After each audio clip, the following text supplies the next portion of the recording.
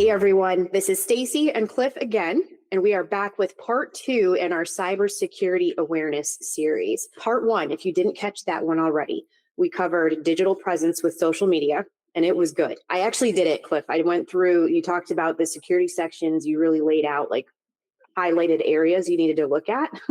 So I did it. And my first intention was, oh, I'm going to do it for time. Like this, it'll be fast. I'm going to breeze through this real quick. I didn't. Honestly, I would recommend just taking your time with it because there's a lot in there and I didn't realize how much was in there. And there's definitely, I've looked at it before, but it's been a long time. And there's definitely some new stuff in there. You mentioned that for sure. It was eye-opening for sure. So fantastic. I love to hear you spent the time to do that. I love to give everyone a, hey, it's only going to take you 7 minutes to do this. So don't worry about it. Like do it at the end of the day, kick your feet up, get comfy, and really scroll through your security section, basically, of your social media. So it was worth the time for sure. It still weirds me out. There's definitely stuff on there where I'm still like, why is it doing that? How does it know this type thing? But much more secure now than I was before. So thank you for that. Today is part 2. And this time, Cliff is going to take us through security awareness, password management, and browser use. So these are some big ones for all of us to pay attention to. You had some interesting data before on passwords and what makes a strong one. So I'm excited to get into this. Thank you for coming back to do some more work with this here too. And I'm just going to let you go with it. Awesome. Yeah. Thank you so much for having me. I love coming on here to talk to you guys about security. So the first thing I want to say, which is one of the easier things that we can kind of manage on our own side, is using a password manager. I've probably been using one now for maybe 5 years, and it makes the organization of your passwords and usernames so much easier. So it definitely can take a little bit of time to get set up depending on what kind you're using or which application you're using, but it's well worth it. I used to use LastPass. Unfortunately, I don't recommend using them right now. They had an issue where they were compromised a little bit back. And I'm sure that they got that resolved and that kind of stuff. They made all these improvements, but it's kind of a little bit too late now. So I'll leave it up to you, but I wouldn't recommend using it. I now use 1Password. There are a ton of good ones out there. The biggest thing is you really need to make sure it meets your requirements. So is it an offline password? Is it an online password? Do you want to use it on multiple devices? Or do you want to keep it all local where you have 100% management of it and there's no access to the internet, that kind of thing? So, but the biggest thing is these apps can automatically create new passwords for you just by a click of a button. It can manage all of your logins. And for 1Password, for instance, can work on every device. It works on Linux, Mac, Windows, browsers within your phone, browsers within your operating systems, everything. So I have no issues with anything that I use to incorporate 1Password to help manage my passwords and usernames. They're pretty customizable. You can have tons of different parameters for your passwords. You can set the character limit to use symbols, numbers, that kind of stuff, make it readable. How many words do you want it? All that kind of stuff. So it's very customizable. It also can help you automatically input your username and password for all the apps and sites. So once you give it access to, let's say, my Firefox and Chrome browser on my computer, or I give it access to my phone, when I automatically go to an app or a website, it can automatically notify you to input those. So that's great. And I would say probably for the last few years now, security experts are recommending using password managers as well as like different usernames and different websites or different passwords for each website. And this is very helpful in that way. So give a quick example. Why would you want to change your username? So from an OSINT, like an open source intelligent and open source research perspective, if I'm doing an investigation on someone or something like that, I can go run a username that I have. And I pulled up an example right here. Checkusernames.com is one of them. There's a whole bunch of websites you can do. But let's say I did like GymRat32 and I check that username. I can see it runs a query against hundreds of different websites to see where that username is active. And why that is important is because someone can easily do a check on someone on your username if they know your username or if they've seen you online or anything like that, and automatically use that to see most likely if that's you on those other platforms. So for the last couple of years now, I've been trying to change usernames for everything. It used to be everyone would use the same username for all of their banking and all this kind of stuff just to make it more memorable. But that's the whole point of the password managers is you want to make them not memorable and all different. So That's what I would say for password managers. Please use those. It definitely helps a lot. I have a question here with the password managers. So is that like a one person, one account type thing, or like with your spouse, your partner, what are you doing to share? Like, okay, if you have the same account, they need access to that password too. What is your recommendation for best practices there? Yes. So I can't speak to all the password managers, but with 1Password, I do have the family plan. So my wife has her own account. I have my own account. We each have our passwords saved in what they call a vault, but there's also a shared vault that either one of us can add our passwords for shared accounts into that vault.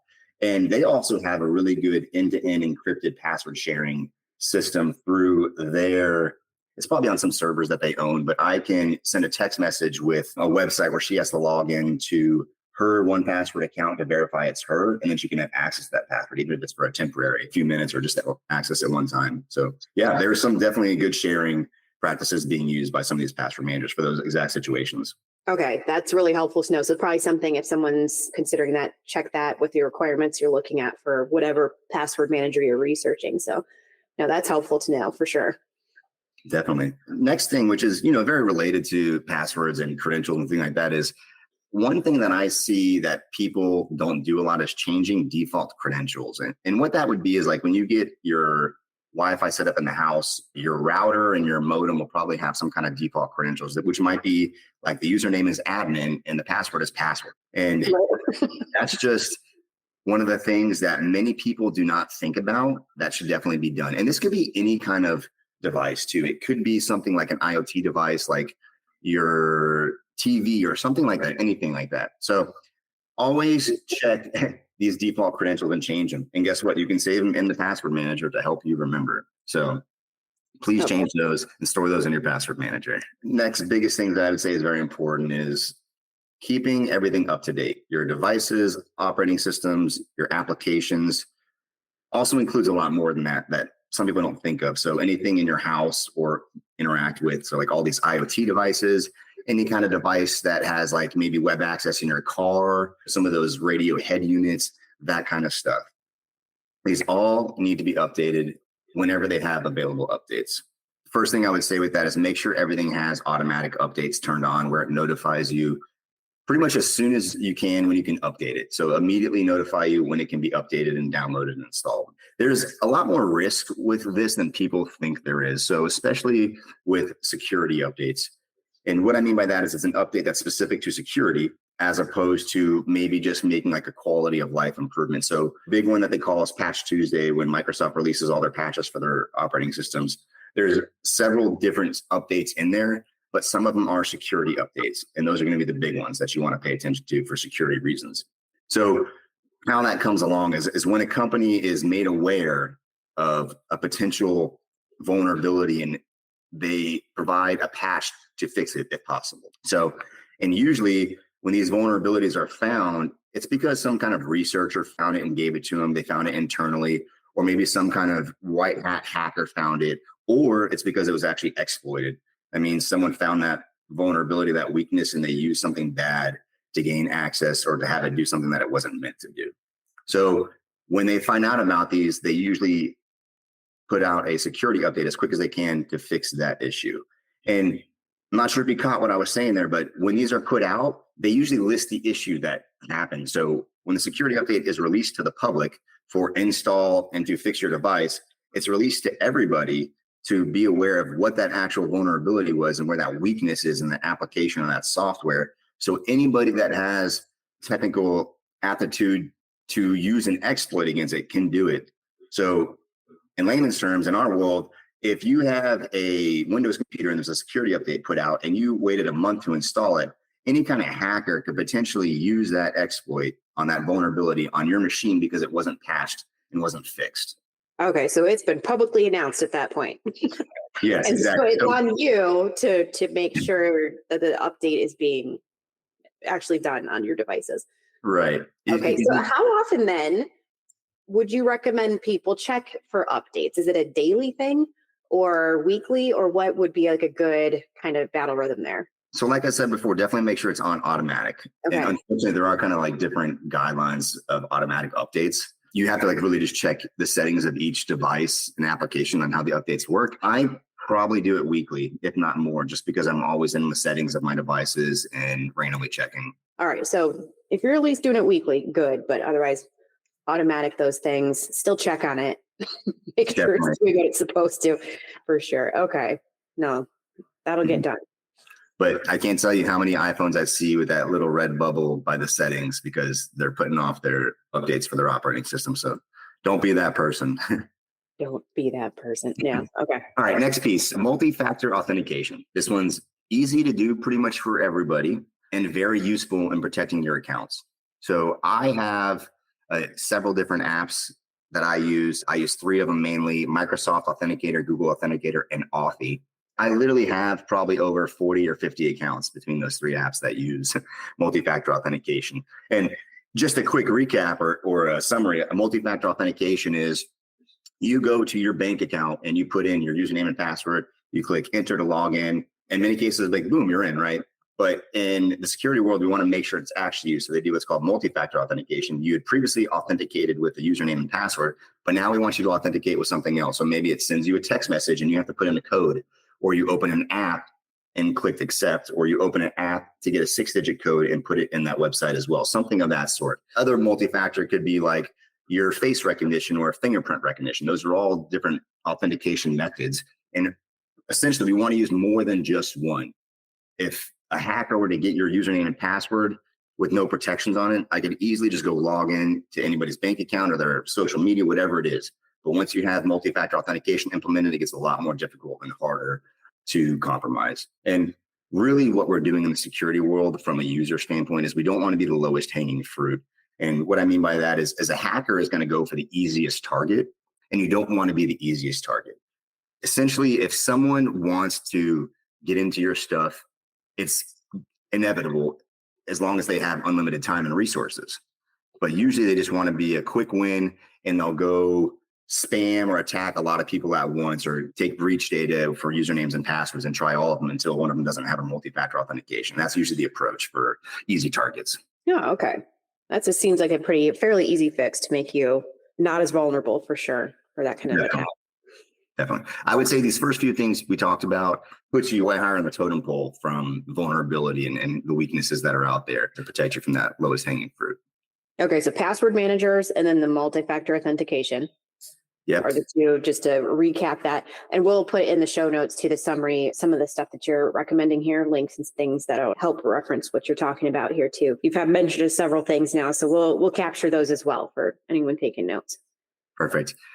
Going into a little bit more security awareness stuff, we talk about some attacks and things like that. So like, let's go into a phishing email. So one thing that I really like about password managers, which helps with phishing emails, is it can really help guide you or alleviate fake websites. That's very common with scams, phishing attacks, phishing emails, smishing, that kind of stuff. And what I mean by that is you get an email and it's a targeted email. It's a phishing email. There's a link on it. Let's say you click the link, right? You never know. I'm sure we make mistakes. You should never click a link in an email without verifying. But if you do, and it takes you to wellfargo.com instead of wellsfargo.com. Mm-hmm. And hackers get really good at this. All they do is change the name a little bit, and they might completely replicate that website into this fake website to make you think you know what you're doing. Right. So that's what a phishing email is. It's getting you to do something that you think is right, which is incorrect. They want you to do something that you wouldn't have done knowingly, right? So, and then how we would alleviate that is password managers help with it, but we always verify what websites we're clicking, anything in the information on that email. You can usually tell pretty quickly from who it's from, the websites in there, if there's links in there, if there's attachments. Those are pretty big red flags and notifiers that it's not what you're thinking. But if you do click it, password managers can help, because when you save those passwords and usernames to a profile, it creates a profile based on a website. So when I go to wellsfargo.com, it automatically prompts me to put in my username and password, right? But when I go to wellsfargo.com, I'm like, oh, that's weird. My 1Password didn't prompt me to put in the password, and it always does when I go to this website. So that was just a small little thing. I love that password managers help with that a little bit. So these are things you might not notice right away. These hackers are getting way better. They're making these websites look really good. They're making these phishing emails look really good. So use the password manager for what it's worth.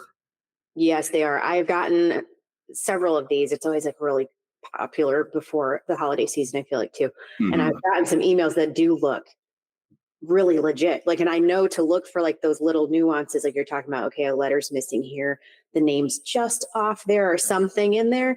But boy, they can look really good. But so like also like never clicking anything from there. If you don't think you ordered it, go to the actual website and check from there. If you have an order pending somewhere or some package Mhm. randomly floating in some warehouse out there, that's been a big one lately too. Yeah. And when you get that email or the text message that says you want a free 5-day cruise, it's probably too good to be true. Right? Like, no, no, not this time. So recap on phishing email. I know I kind of went off on some tangents on that, but so a phishing email is an email that's targeted at you or a general public or a lot of people to get you to do something that you normally wouldn't do, right? So click a link, open a something that was attached that maybe runs something in the background, anything like that, right? The red flags, look at who it's from, what's in the body of the email. Are there misspellings? Are there links in the email? The things look weird in the email, right? That's the biggest thing. I'm sure we'll talk about secure communications, Proton Mail, things like that. But I use Proton Mail. And one thing that's really good about Proton Mail is when you look at the from address, it actually gives you the literal address of what it's from. So blah, blah, blah at blah, blah.com. What people can do, if I go to gmail.com, you can put your name as whatever you want. So I create an account at Gmail. It's called Amazon Web Services, but the web address is hacker9371 at gmail.com. But when you open that email or when you get that email in a typical mailbox that's not like Proton Mail that gives you settings to show everything, it'll say Amazon Web Services. Because that was the name of the person or the name of the account. And that's what confuses a lot of people as well. So when you hover over that name or you click show details, it'll show you some weird, absurd email address that it's coming from. That's another big one to check. And just keep in mind, they can make those look different based off the name of those accounts that they're sending it from. Oh, okay. So that was phishing emails. That's email specifically, right? There's also smishing, SMS phishing. So those are the same things that we see coming into SMS and text messages. Essentially, anytime there's kind of a breach, people just eat up all of this data, all these emails and these phone numbers, and they create servers and bots and robocalls to just spam all of this stuff, right? It's like, hey, your UPS shipping has shipped. Click here to make any changes or view where it is, right? Yes. What kind of device it has, it can be targeted, and there can be certain things that happen by clicking that device. So I'm sure you've seen some of those text messages. It's not everyone's getting them these days. Yeah, some the random package in the warehouse deal. Yep. Yeah, and there's always a link in the text message. They're like, click here to verify or whatever, like, to check out some package. I'm like, no, absolutely Yep. not. And I'm to bring this up, I should have said it earlier, but like I don't 99% of the time, I never click any of the links, emails, and text messages. First of all, unless I 100% know who it's from and what it's from. Always go online, find their website, and find their emails and phone numbers to contact. So same thing from scams with smishing and phishing. Oh, hey, you've been compromised. You have malware on a computer. Call 1-800 MSFT support for Microsoft. But guess what? Microsoft doesn't own MSFT support phone number. So you're calling somebody else that they've been notified and said, hey, I create a list. If this phone number calls, this is who you are and this is what they're calling for. So they know right away, they're queued up. Hey, this person's calling from Microsoft support because their phone's compromised. Like, hello, this is Microsoft support. How can I help you? And they just go from there. Oh, wow. Yeah, people are getting really good at it these days. Same thing with robocalls. These are these ones that are automated. Sounds like an answering machine when you get a phone call because your phone number has been leaked somehow or been on some kind of breach data. One thing about robocalls to be aware of is I was reading an article and looking at some stuff where people are using robocalls and certain words in robocalls to get you to quote unquote agree with their terms. So the robocall will call you and say, hello. And you're like, hello. And you're like, are you there? And you say, yes, I'm there, or yes.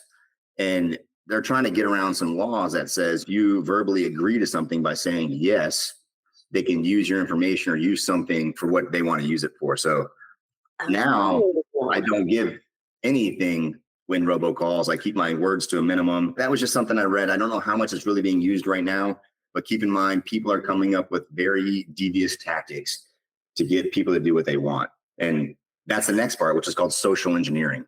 So these are all kind of using social engineering. The social engineering itself is getting someone to do something that you normally wouldn't do.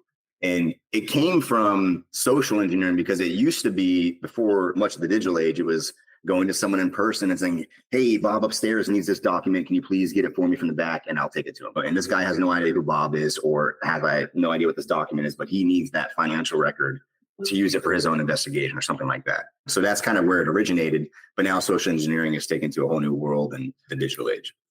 Oh, yeah. Oh, yeah. It's alive and well. Like I said, phishing emails could be individual, spamming everybody. Sometimes you'll see you're on a group message. Watch out for the smishing attacks, text messages, anything like that, UPS. Don't ever click any of those links. Don't download anything. Don't open those attachments. Watch out for those robocalls. Watch out for those words that you're kind of using when the robocalls answer. They'll probably ask you a whole bunch of automated questions. If you think it's an automated voice, I would just disregard. And if they don't say who they are right away, it's not important. If they do say who they are, you can always call back them with the proper number and verify that it's the people that you were trying to. Okay, that's easy enough to do for sure. And then one last thing about that, I use AT&T.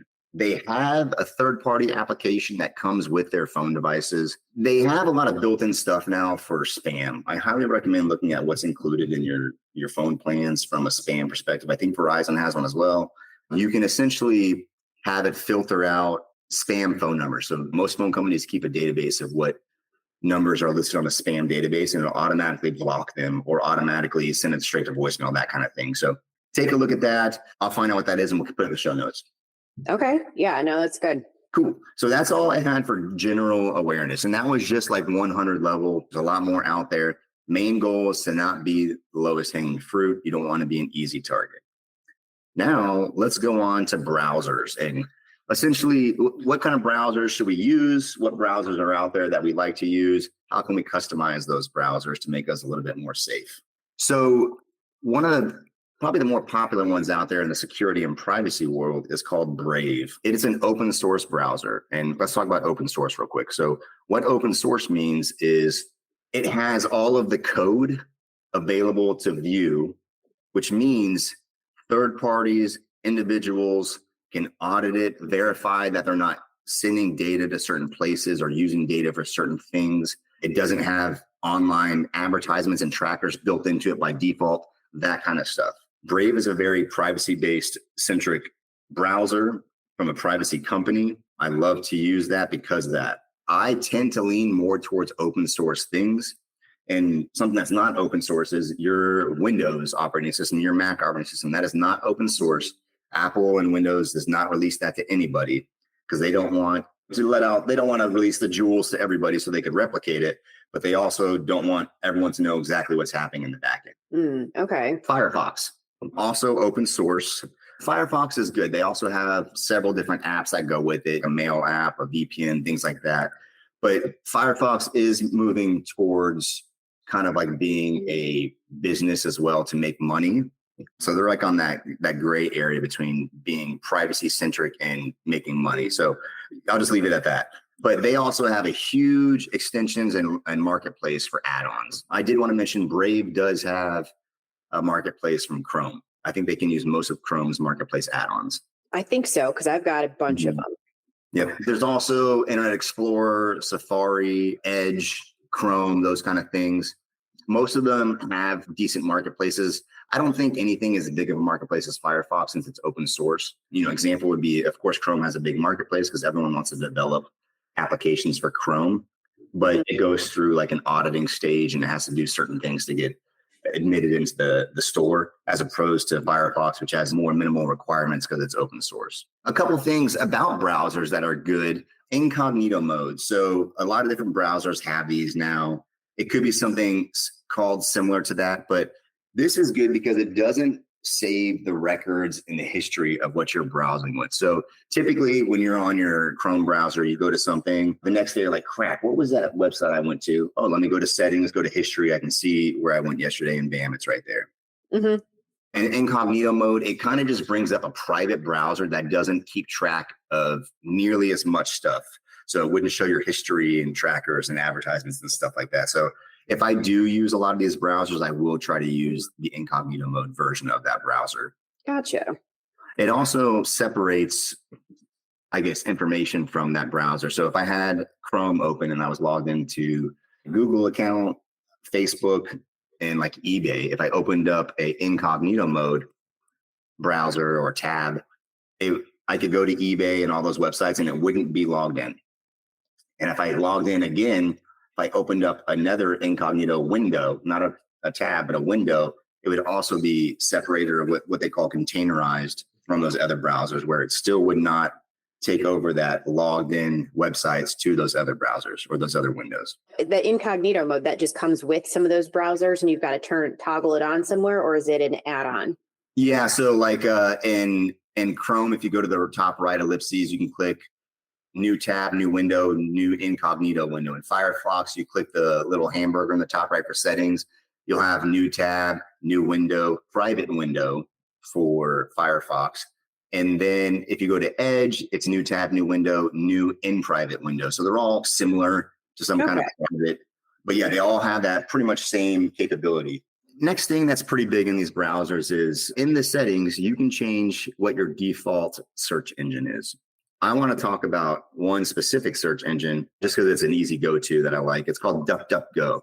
So keep in mind, Google and Bing, let's say the two biggest ones, these browsers want to give you what you think you're looking for in a search. So it uses an algorithm that also connects to all the stuff that you share, right? So if you have a lot of these privacy settings turned on where it allows your information, it's going to use all of that to give you what it thinks is best for you or what you're searching for. And it's not always, let me say this, it thinks what it's best for you from them as opposed to what you think you're searching for. So it's going to give you what it kind of wants to give you that's related to what you're searching for. DuckDuckGo, it has an algorithm, but that algorithm does not use information to profile you and give results based on that. So if you did side-by-side searches on the same word or same phrase between DuckDuckGo and some of those other ones, you would have drastically different responses. DuckDuckGo will actually get info from those best sources on the web, as opposed to like the most search source or something like that. So like if Google does it and it saw 1 million views in 30 minutes to Black rights on Fox News, right? Mm-hmm. Or equality or something like that, that's just blowing up, it's spreading on social media. If it has misinformation or disinformation, meaning it's wrong or they're trying to put something a little bit different out, it'll still give you that as opposed to getting what's the truth behind what you're searching. Okay. That makes sense. Yeah. Okay. I know I spit out a whole bunch of information about that, but but it's interesting. I kind of want to test it out now. So between DuckDuckGo and some of these other search engines you were mentioning, and just to test it side by side and see what pulls up. There's plenty of hot topics out there where I could test this out with for sure. So definitely. It's an election year, so this test is going to happen. With that said, be crazy aware of what misinformation and disinformation is on social media and the web and things like that. It's unfortunately in our world, all of the information we see is produced by algorithms. Same thing with Facebook, all social media platforms, things like that. So it's kind of unfortunate that not necessarily the correct information is spreading because how we search things and how we let people use our information. Yeah. But moving on. One thing that I like to do and customize a lot is browser extensions. So I use Brave, I use Firefox a lot for work, and even some of these extensions on like Chrome and Explorer, Edge, that kind of stuff. But essentially, you can customize how you want to browse. And in my case, I like to tailor these for security and privacy reasons. So Firefox has browser extensions, add-ons. It has a huge marketplace, like I said before. So does Chrome, and so do the other ones. Brave can use Chrome's marketplace for the most part. So Brave pretty much has a lot of these security and privacy things built in through add-ons that are just essentially already in the browser itself. So essentially, you could make Firefox like the same as Brave, right? But out of the box, Brave is going to come out more secure and more private. Okay. But like I said, Firefox is open source. I use Firefox a lot and I customize it. So let's talk about, we'll say several extensions and add-ons that I like to use and I recommend that people use. And we'll kind of give some information around why they're good. Now, these are good. And then there will be a list attached to this too. So we can check these out. Yes. Okay, first one, HTTPS everywhere. What this does is when you're browsing, a bank website is a good example. So when you go to your bank.com and it pops open like a little lock next to your web address and it says HTTPS, that means it's encrypted and secured. If you go to a general website, it might go to HTTP, which means it has no encryption or anything like that. So what this does is it always forces it to use HTTPS if it has an HTTPS website or address associated with it. I will say not all websites have all parts of their websites built out in HTTPS as opposed to HTTP. So a lot of websites, especially older ones, would be built out in HTTP. So like hypertext transfer protocol, that's just how websites are built kind of. And then on parts that are needed, they'll have it built out with hypertext transfer protocol secure, which has the encryption built into it. So like back in the day, all of a bank website would be in HTTP, but when you go to the login portal, that would go into a secure part. And then you have your banking information that would go into a secure part. Gotcha. Okay. So it only uses HTTPS when it's there, but it's great to have. Next one, ad blocker. uBlock Origin is one of the biggest ones. Been around for a long time. I use this one. But essentially what it does is it filters the content, it blocks ads, it stops like coin mining, it blocks Peter Low. The Peter Low is like a very big tracker. If you've ever paid attention, like when people want to get, I guess, credit for something, like if you go to like, let's say you go to facebook.com and you see an advertisement and you click it, it goes through a tracker to show that you clicked through it through Facebook. So that company would know, hey, my marketing to Facebook is working because this person clicked it. And then it'll also say this person bought something or this person bought so much stuff. So there's these trackers, and Peter Low is one of those bigger ones that tracks everything you're doing with that. Wow. Okay. Yeah. It also blocks a lot of malicious URLs. So it keeps a database of bad links. Essentially, it'll let you know it's taken to a bad website. And it's got a whole bunch of lists that are built in that you can kind of customize. So a lot of customizable filters of what you want and don't want to browse. Okay. Another one is disable WebRTC. What this does is there's certain settings and things that if you're using a VPN and you didn't have some settings correct, or maybe didn't have this, something could actually grab your real IP address through your VPN or through this setting, or I guess it's technically what kind of access some of these browsers have. So this is one of those settings to help disable that or prevent certain websites and certain things from gathering your real IP address if you're trying to mask it by using a VPN. Interesting. Okay. So it's like double protection there.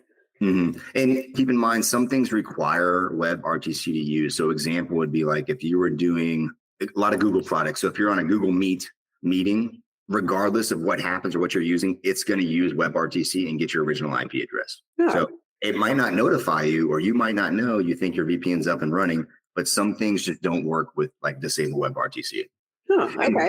And that was as of a while ago. I'm pretty sure it still works that way. Don't quote me, but there are some things that require WebRTC to be in use. A lot of add-ons also have password managers. So 1Password is an add-on, an extension that's on all of my browsers. Essentially, it reads the extension itself will read the website that you're on and read the clickable boxes to be smart and tell you where it can put your credentials to log in. So I love that. It automatically helps save your password as well. So if I haven't even had a password on that website, if I sign into something, it'll say, hey, do you want to save this to 1Password? And bam, next time you're good to go and it's saved. Okay, perfect. Another big one is Privacy Badger. This is another ad blocker and tracker blocker. You don't necessarily need to have multiple different blocking extensions, but they do use different databases and block lists like that. So play around and see what you like best and do your own research on what you think is best for you. The next one is Decentralized, kind of spelled a little bit weird. We'll make sure it's included in the show notes, but this kind of like emulates your CDN locally, which is your content delivery network. And kind of what it does is, in a lot of websites, when you do something, it's calling a library that can do functions for your computer on the front end through the network. This one will utilize some of these libraries and functions on your local machine, to kind of help speed things up, and then it doesn't utilize trackers. So if it goes through the network, it might have trackers associated with it.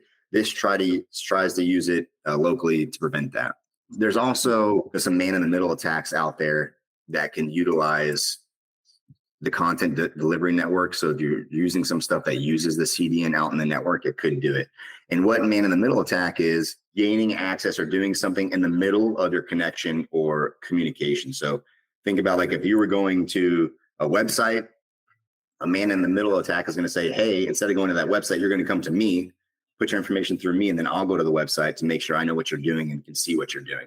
So the user wouldn't know what's going on because the man that's in the middle doing the attack has everything set up where it looks like he's actually on the website, not routing through himself with a hacker and getting all that data.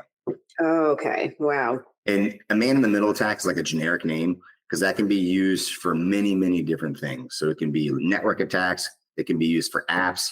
It can be used for like databases and queries and things like that. It's just one of those ones that a lot of different attacks are associated or are commonly known as a man-in-the-middle attack.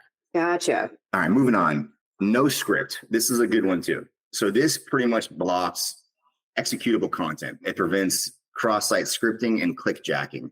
So what it does is when you go to a website, sometimes it'll run scripts and functions in the background when you go to that website, or when you click something on that website, it automatically runs something. So this prevents that from happening. And if you think about it, this stuff shouldn't be happening anyways, but when people are nefarious and create malicious content, this stuff has to be figured out. All right, another really good one that is good generic general use, but they made it into a add-on or extension.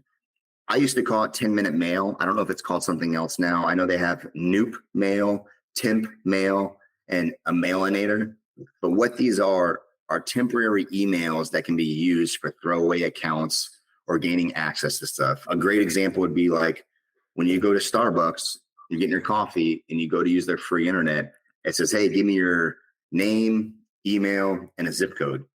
You can go to tempmail.com or mailinator.com or use your extension, and it'll give you an email that you can put in there that Starbucks will recognize as a real email to give you access. Okay. And with that said, there's a lot of different types of these mail extensions and mail websites. A lot of websites and services won't recognize a lot of them because they've added it to their list of fake emails, but a lot of them do work. And a lot of them even go one step further. So if you wanted to get like a free account for one day at like Business Insider and you wanted to read an article, but it wants you to register and it sends you an email and you have to tell the email confirmation code. A lot of these will give you access to an email inbox for a short period of time to confirm that email address, which kind of takes the next step of security. So that you really use that as a throwaway account. Oh, okay. All right. That makes sense. Okay, moving on. Cookie auto delete. So I will say, I know Firefox, Brave, and I think even Chrome, Safari, a lot of these, they have it where you can delete cookies as you close the window. But this is a extension that allows you to do it the same way. So you can set the settings on here saying every time you close a tab or every time you close a browser window, it automatically deletes all your cookies.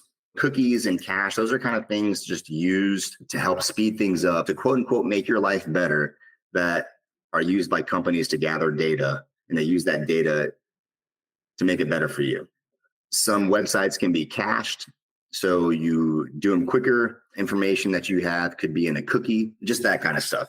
You see those pop up all the time, and it's not fair to use such a pleasant name for them. But yeah, some websites, if you're blocking them too, you have a hard time getting into them.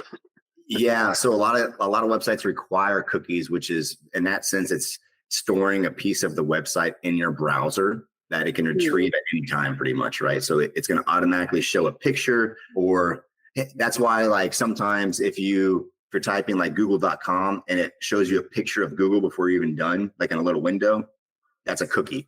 Okay. So, yeah, and technically, it's making it better for you. It's grabbing it quicker because it has part of it in the browser to get to that website quicker. It just has a whole bunch of data in it that doesn't need to be there. Okay. And it could be someone could use that, exploit that for not great purposes too, I guess. Yeah, I'm sure there's definitely some kind of attacks there's attacks that use cookies and cache and things like that. And I just don't want any of my extra data out there that doesn't need to be. Gotcha. Okay. Yeah. One really good one that I like is called skip redirect.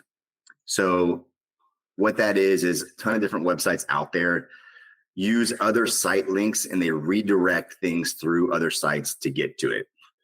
So if you've ever seen like the URL change like 3 or 4 times as you go to a website, and we also talked about some other stuff earlier that like the scripts can do this, all this kind of stuff, but like you don't want it to go through all this stuff. These are trackers that are going through there and you don't need to be doing that.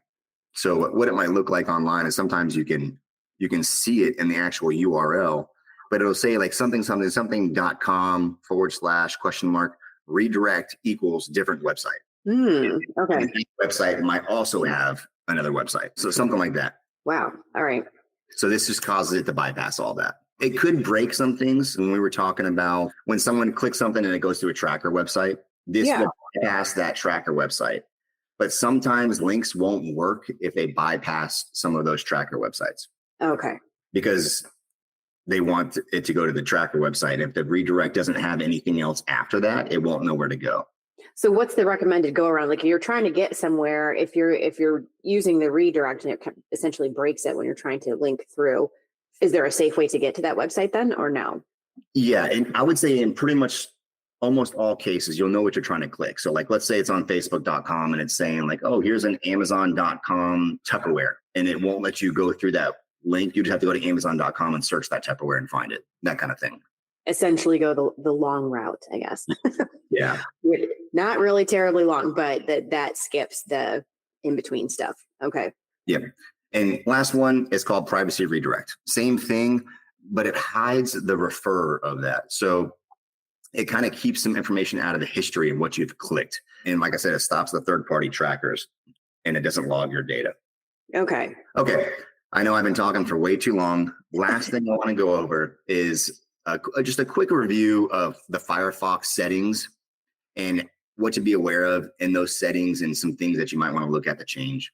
So feel free to go along with us if you're listening, but also refer back to this and make sure you do it properly. So let's say we're going through Firefox. I will say this was as of recently, but when we do these shows, settings change, different things change within those operating systems and those browsers. So just keep in mind it might be similar, but not exactly the same.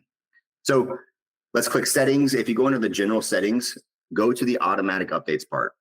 We talked about it earlier. Make sure that automatic updates are checked so it automatically installs these updates.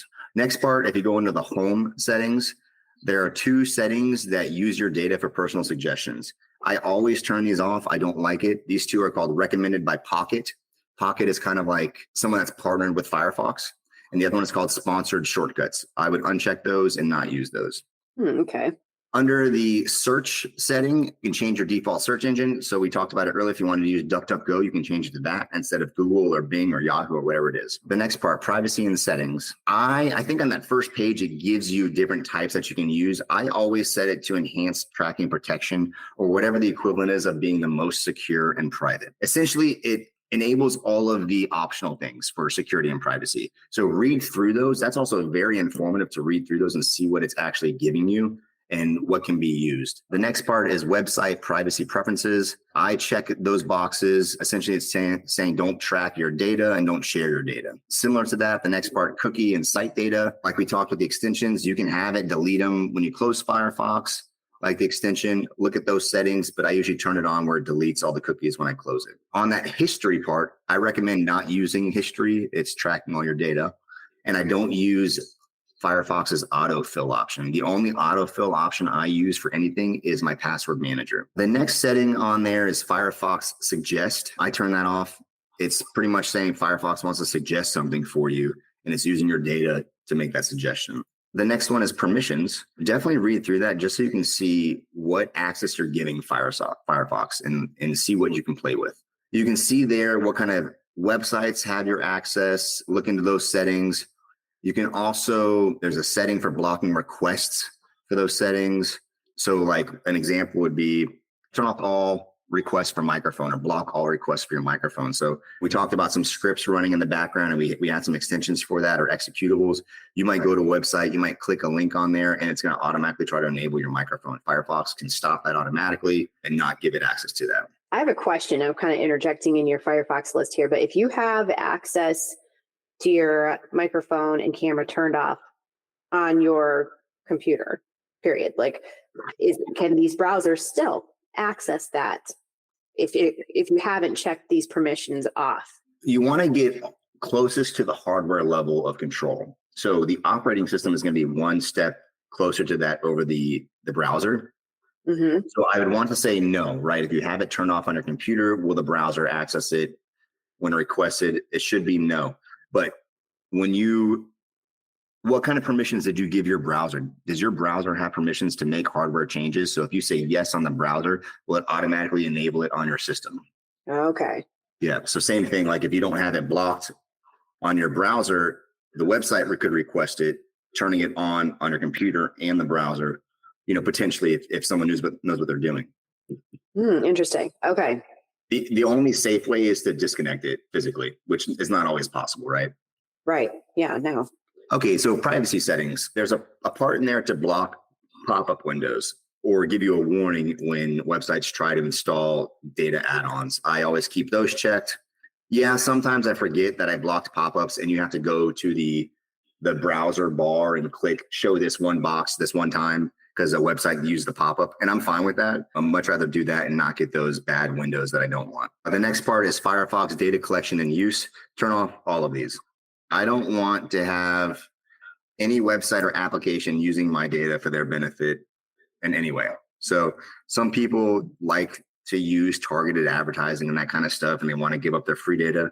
Hey, you do you, but I don't like anybody getting my data and using it. So my goal is to make everyone a little bit more privacy centric and not give their data away. Okay. Perfect. So we're clear here, everyone. Like that is the purpose of where we're going with all of these recommendations. Yep. Everyone is monetizing your data and using your data to make money and to do other things with it that you don't want to do with it. Mm-hmm. All right. Last section, security section.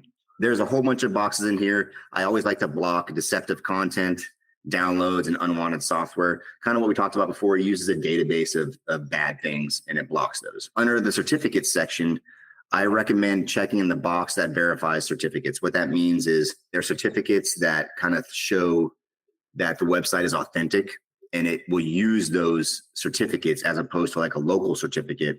Check it and it'll do the most that it can to make sure that it's an authentic website. Also in the HTTPS, like we just discussed earlier, you can enable it through Firefox to always use HTTPS when it has it. Last part of this section is called DNS. I use the max protection on that. Essentially, it's always going to use a DNS server over your local DNS unless it needs to. And what that is a domain name system. And what that does is it pretty much puts like IP addresses with websites and things like that. So it's going to use an up-to-date online database instead of using something on your local machine that could be wrong. Oh, okay. All right. No, that was hugely helpful. I'm gonna have to walk through this too because I do use Firefox sometimes too, but I'm gonna test this one out next and make sure everything's checked up, and make sure I'm not handing out all this free information and data to whatever I'm like accessing on there. So no, this is super helpful. Yeah. So for those of you that followed along with this, for sure, it's not a terribly long list at all. So I don't know, I'll test it out. I'm not going to give anybody like some time ranges for doing this at all, but take your time and read through it. But anything, I don't have any other questions on my end at all, Cliff. Any last notes or anything from you before we close this one out?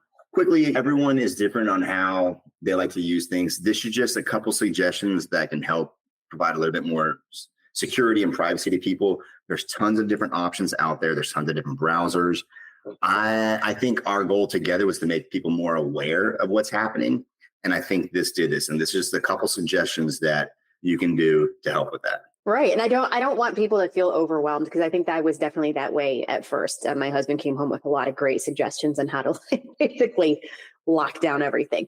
I mean, it is such a world where we're so connected. We're on all sorts of things and apps and social media without really realizing the whole background, the massive background to that whole world where we're scrolling through things thinking it's pretty like harmless, right? That's what it feels like. It's your relaxation time or whatever, but there's a lot going on the other side of that. So the awareness is certainly helpful. Cliff, thank you for putting this all together. It's a ton of really good information. So I really hope people went through this, go back, listen to the parts where you need to follow along, pause, take Cliff's recommendations there too. We will definitely include in the show notes some of the recommendations you had. I know the password manager was a big one. Some of the browser recommendations that you had, the add-ons, that was a really good list too, just so people can check those out. Again, everyone, thank you for listening. We'll be back with more too. And in the meantime, you can always reach us via email. That's our risk mitigation at lsds.us, and also off of our website, which is lsds.us. Cliff, thank you again. This was awesome time having you on here, and I'm sure we will have you back for more. Thank you so much.